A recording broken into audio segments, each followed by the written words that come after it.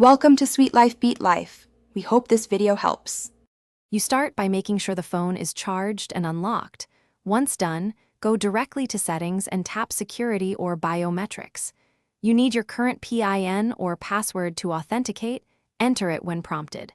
Make sure the registered fingerprint list is visible so you can identify which entry to change. Don't waste time on backups now. Focus on the authentication step. Once authenticated, pause and confirm which fingerprint slot you'll update before moving to the next screen to avoid mistakes. Once you've selected the fingerprint to change, you'll often be asked to authenticate again. Go ahead and confirm.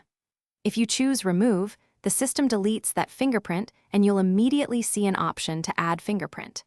If you choose Edit where available, follow the rescan guidance. Place different parts of your fingertip on the sensor slowly. Make sure to register the same finger multiple angles for reliable recognition, and name or label the new entry if the UI allows. To finish, lock your phone and test the new fingerprint immediately to verify success. If the scan fails, clean the sensor and your finger, then re-register with slower, varied placements. Make sure the original PIN/password still works. Keep it as a fallback. If multiple retries fail, remove the biometric and use the backup PIN to set up biometrics again. One key troubleshooting tip: if the sensor is physically damaged or unresponsive, use your backup password and contact support rather than forcing more registration. Thanks for watching. Consider subscribing if we helped you.